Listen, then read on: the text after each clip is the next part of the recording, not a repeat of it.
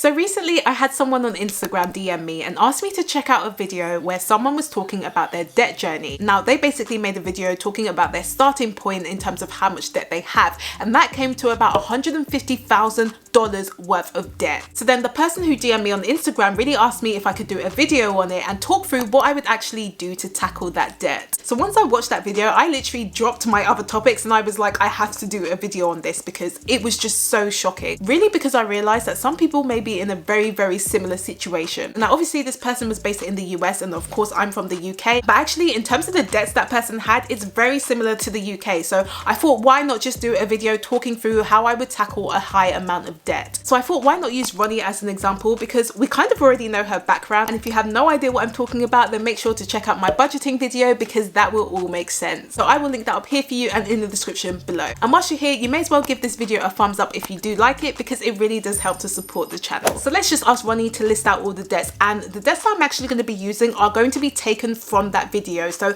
I'm going to be looking at the exact amount, the interest rate and the minimum payments as well. The only change that I've done is I've just basically made it into pounds instead of dollars because again, I'm from the UK. Hey guys, Ronnie here again, and I thought I would just give you an update because over the past couple of years I haven't really been focusing on my finances, and I did get married recently, but we have managed to rack up a whole load of debt. So I thought I would list out my debt so you can really help me out because I have no idea where to start. So the first one is credit card number one. So I'm just going to call it credit card number one, and my balance at the moment is £10,347.49. The interest rate is about 21.99% and the minimum payment is about £275 a month. The next credit card is actually my partner's, so that's credit card number two, and that comes to about £11,952.67, and that interest rate comes to about 16.24% with a minimum payment of about £275. And then my partner also has another credit card, so that's credit card number three, and that's about £10,550.12 with an interest rate of about 15%, and the minimum payment is £260 a month. And then I do also have a car, so my car is financed, and at the moment the starting balance is £7,376.01, but it does have a lower interest rate of about 4.59%, but the minimum payment is about £250.86. And hold up, because we're not finished. So I do have a couple of credit cards. So credit card number four, and that comes to about £17,430.10, and that also has an interest rate of about 14.99%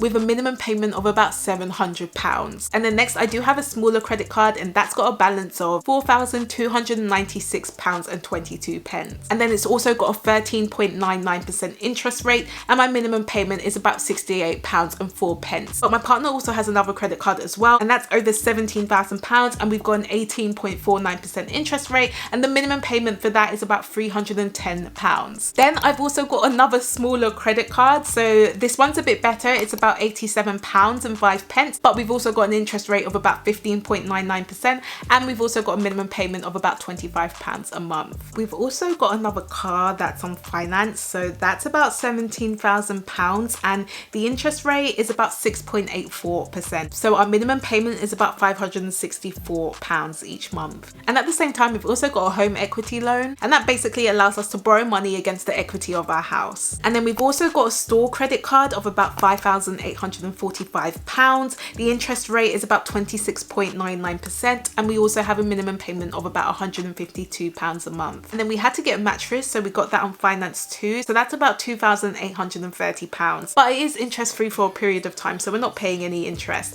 and that's about £70 a month minimum payment. And then lastly, we've got another store card as well, so that's about £786, and the interest rate is about 22.9% with a minimum payment of about £100 a month. So yeah, very stressful, and I just really need help. So yeah, of course, when I watched that video and realized the amount of debts this person had, and of course in this case that Ronnie has, I was very shocked, and it is a lot, especially when I saw the minimum payments, because once you then start to add up those minimum payments and see the total, that's equivalent to a house payment with your mortgage or your rent. So there's something that definitely needs to be done. So in terms of how I would tackle this debt, I would first really be using something that's very similar to the Dave Ramsey method. Now, if you don't know who Dave Ramsey is, he is a massive personal finance sort of influencer. He's got his own talk show, and he really helps a lot of Americans get out of debt and start to build wealth. So let's talk through some of the steps that I would personally take if I was in this position. So the first thing I would do is try to figure out if there are any debts that I could possibly transfer to a balance transfer card. Now, I'm not sure if if this is just UK based or you can do it in different countries. But basically what you can potentially do is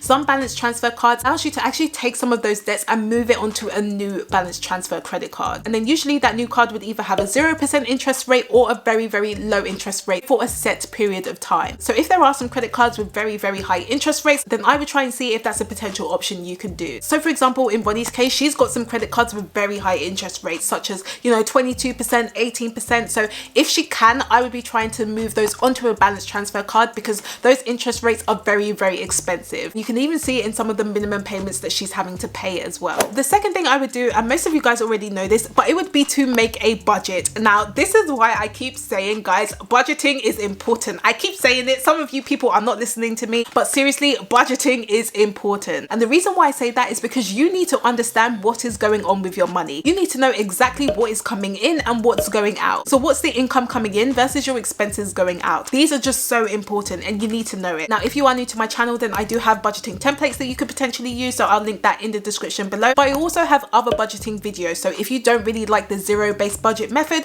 you could potentially use another budgeting technique. So again, I've got a couple of videos on that. I will link that up here for you and in the description below. But with that budget, that's going to allow you to figure out whether you do have free cash to start working on paying off your debt and other things. So that's why budgeting is so important. And I feel like I could just talk about it till I'm blue in the face, but I'm pretty sure you guys know exactly what I mean because I do tend to talk about budgeting a lot, but hopefully you get the picture. Now, the next thing I would do is once you've made your budget, try to figure out and see if you could potentially have some cash put aside. So whether that's 1 month's worth of expenses or maybe it's just £1,000, ideally you would want to have some cash just in case anything happens. So if your car breaks down, rather than you having to go into even more debt, you can then just use the extra cash that you've saved up to actually fix that problem. Again, this is going to be important because the last thing you want to be doing is throwing all of your money at the debt, but then if something happens and you have to pay for something and you don't have any money for it, you're going to end up having to go into debt to actually fund it, and then it's just basically a never-ending cycle. So again, if it was me, I would try to have maybe 1 month's worth of expenses. It's up to you. You might decide to have 2 or 3 months instead if that's going to make you feel a lot more secure. And then the next thing I would be doing is just figuring out what method you want to use to pay off your debt. Now, there are a few strategies that you can do, and I have already got a previous video just talking through some of the debt strategies that you can use. So whether that's the snowball or avalanche or something else. So if you haven't watched that, I will link that up here for you and in the description below. But ideally, you would either want to choose one of those strategies. Now, personally, for me, I would probably be thinking about the debt snowball strategy. So that's when you just list your debt smallest to largest, and that's something that Dave Ramsey advocates for, rather than using the debt avalanche method, which is basically looking at the highest interest rate and paying that off first. Now, the reason why I'm suggesting the debt snowball method is mainly because of the amount of debt she has. Okay, so Ronnie has a lot of debt and she's got a lot of credit cards and she's got a whole load of different stuff. So for me, I would probably feel quite overwhelmed, and if I can get any quick wins to just help with my motivation, then that's probably going to be a lot worth it compared to the debt avalanche method. If it's going to take maybe a year just to pay that first debt off, you might lose some motivation. So there are definitely benefits to using the debt avalanche method because obviously you'll end up paying less interest over time. But when it comes to things like motivation and actually being able to pay it off and keep going and being consistent,